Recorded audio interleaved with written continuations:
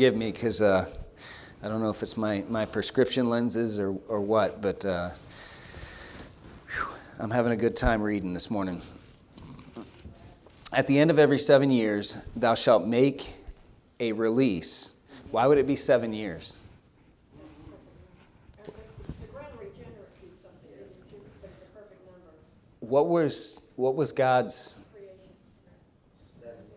7 days was that rest, that seventh day, right? At the end of 7 years, thou shalt give a release. Thou shalt make a release. And this is the manner of the release. Every creditor that lendeth aught unto his neighbor, so whatever you lend to your neighbor, shall release it.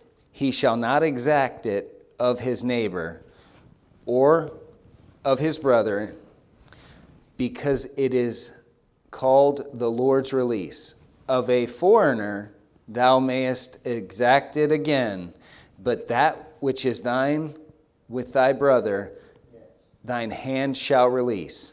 Save when there shall be no poor among you, for the Lord shall greatly bless thee in the land which the Lord thy God giveth thee for an inheritance to possess it.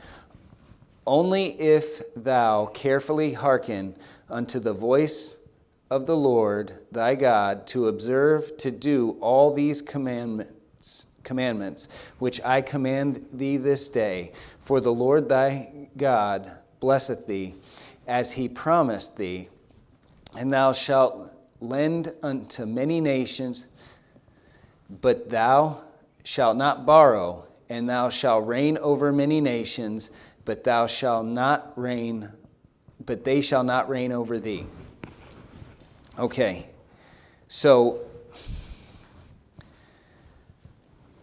verse 4 says, save when there shall be no poor among you. Until there's not any more poor among you, you shall do this, okay? You're supposed to look out for your brother, your neighbor. These are people that you can lend to, but you're supposed to release them in that seventh year. You're supposed to give, and this goes to what was said, with a cheerful heart. And you're supposed to release it after a time, after that seventh year. You're not supposed to. So that's a loan. That's a loan. That is a loan.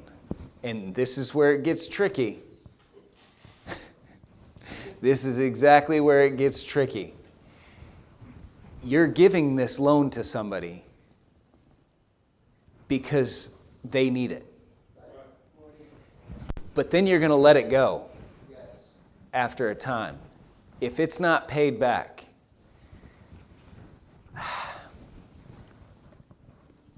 this goes to the heart. Because there's people that'll be like, well, you know, Jimmy never gave me back my lawnmower after 17 years. I don't like that guy. I'm not giving him another thing. This is about letting go of things. This is about being a blessing, but letting go of things. They were required to do this for their neighbor, for their brother, not for a foreigner. They could exact it back again. Now, where you go with this, if I give somebody in the church $20, I'll tell you right now, well, no, never mind. I ain't going to tell you all that because y'all are going to ask me for 20 bucks. I'm going to have a line right there. But we should do it with an open heart. We should do it in love. Yes. Should we expect it back? Absolutely. We should expect to have it paid back. However, it's up to our heart to not be, how can I say, vindictive. I can't even think of the word. Vengeful, that's right. Not be angry about it if that doesn't come back. Yeah. And it speaks to that, Paul. It does. Because we're told that if they're poor. Now, I want to be clear in here, because as we go along, we'll see. Well, what was that first thing? Save when there's not any poor among you, right? This is talking about actual needs. For the Lord thy God blesseth thee, this is verse 6, as he promised thee, and thou shalt lend unto many nations, but thou shalt not borrow. So we're supposed to do everything that we can to give, but not have to need. Doesn't mean we can't have a need, but we're not supposed to borrow if we don't need it, if that makes sense. We're not. Why would that be? Why would we? You're not supposed to owe it. Right. No, you're not. You're not, technically. That's right. But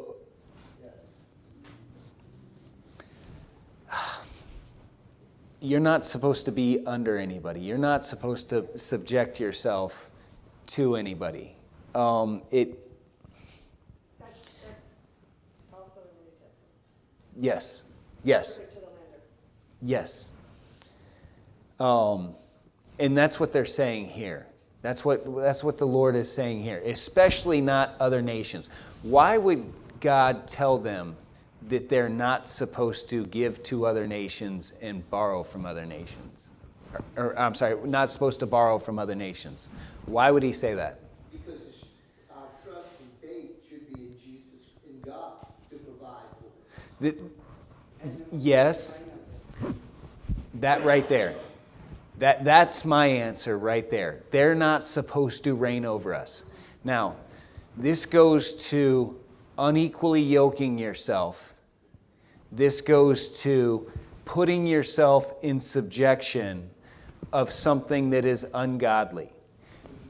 Israel is surrounded by nations that are ungodly.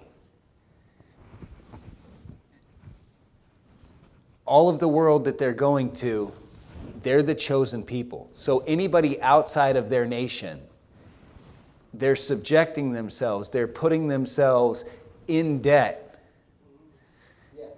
to people that are ungodly, to the heathen. Now, if you continue on, when they take over the promised land, this is exactly what they did.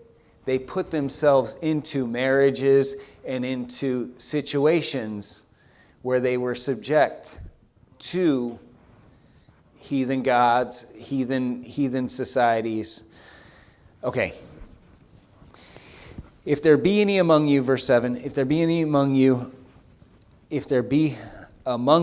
a poor man of one of thy brethren within thy gates, in thy land, which the Lord thy God giveth thee, thou shalt not harden thine heart, nor shut thine hand from thy poor brother. But thou shalt open thine hand wide among him, and shalt surely lend him sufficient for his need in that which he wanteth. If there's a need in the church, at this time, if there was a need among the brothers and sisters of Israel, so the tribes, they were to see to that need, sufficient to sustain them. They weren't to close their hands, and they weren't to close their hearts. But I want to be clear on this.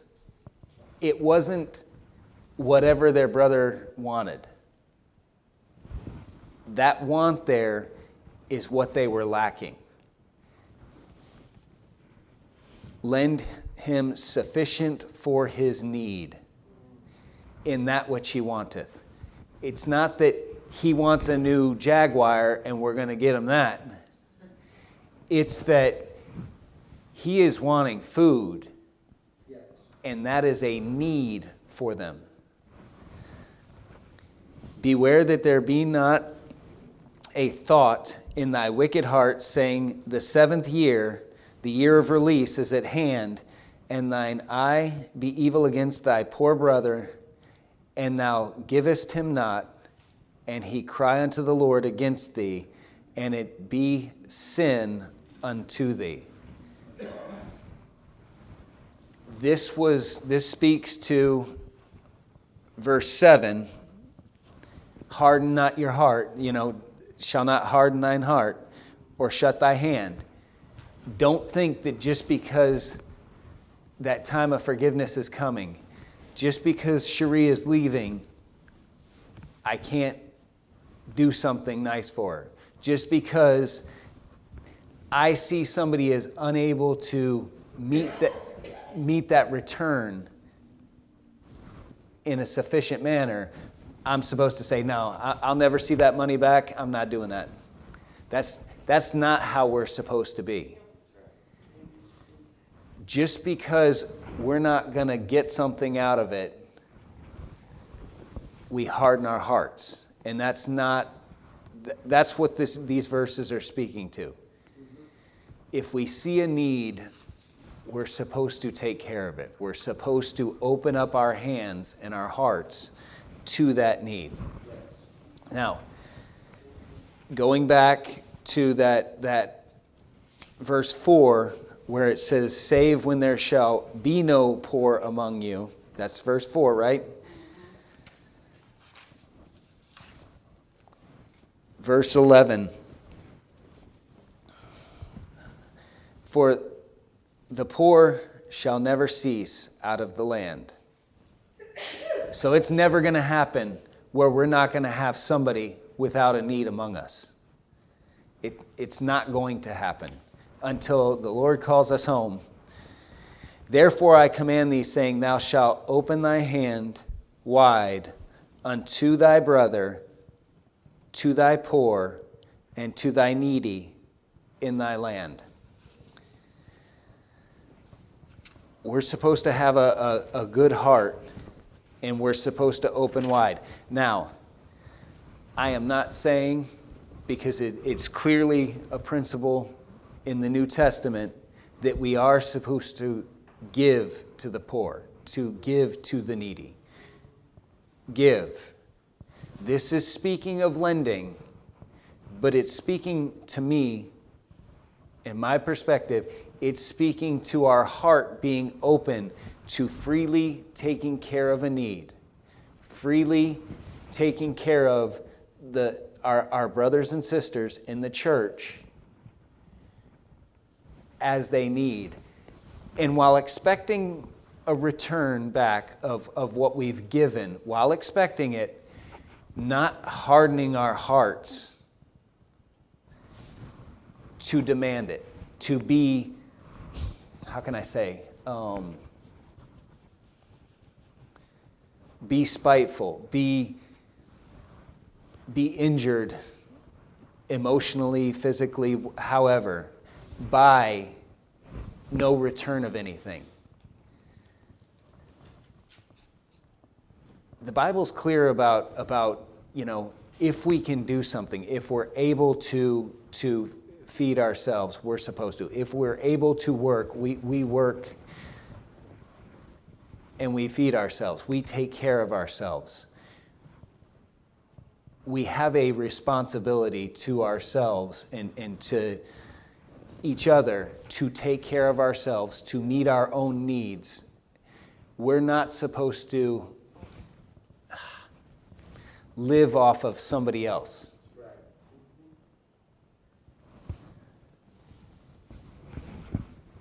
But it's also clear that there's going to be times when we're going to have to meet each other's needs. We're going to have to be a blessing one to another. We're going to have to show compassion on each other to be a blessing. Whether that's in prayer, whether that's financially, whether that's in labor.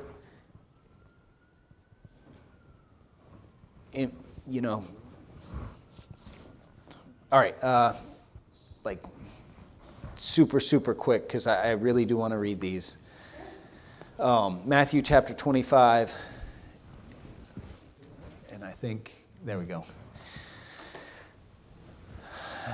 25 and 42. Matthew chapter 25 and 42. For I was an hungered, and ye gave me no meat. I was thirsty, and ye gave me no drink. I was a stranger, and ye took me not in. Naked, and ye clothed me not. Sick, and in prison, and ye visited me not. Then shall they also answer him, saying, Lord, when sawest we thee an hungered, or athirst, or a stranger, or naked, or sick, or in prison, and did not minister unto thee? Okay, Jesus is telling them,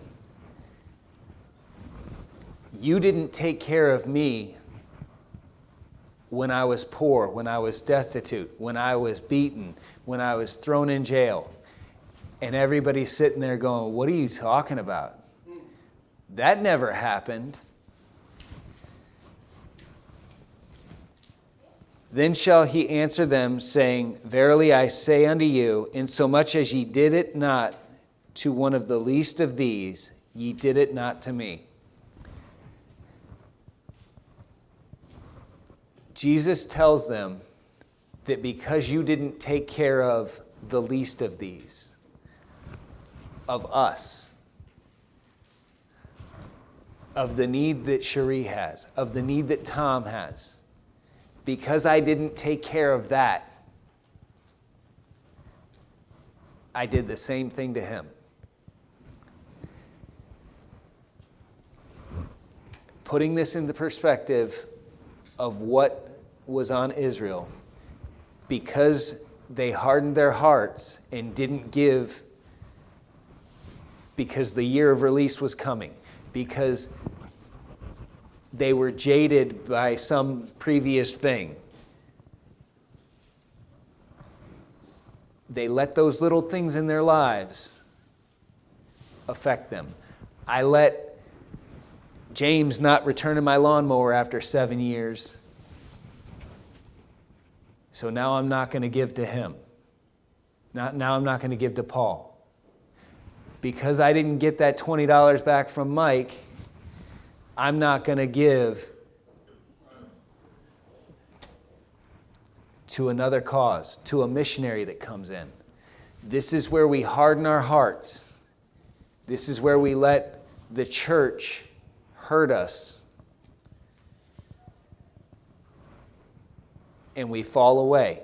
So I don't want to go too far down that road, but we are supposed to give of a cheerful heart. We're supposed to love. We're supposed to give lovingly of all of us, not just that dollar bill, but wherever we can. And it's not a service. Now, yes, it is a service to each other. But right here, Christ identifies that what we do to each other, we are doing to him. We are doing because we love him. It's not always just because I don't like the way that somebody says something or does something. I don't like the way that Clint vacuums the floor.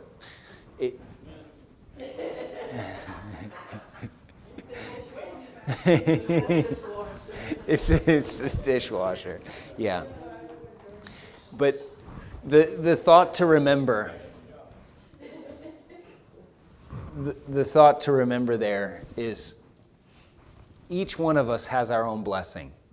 Each one of us has a way that the Lord has touched our lives. Some of us much more than others. We're supposed to give of that. Y'all can go back and look, please do. I hope that everybody studies on their own on what they can do for the Lord and what is proper for them. Because I would never say, I will tell you right now, I'll never tell you that if you made $10, you got to give $1.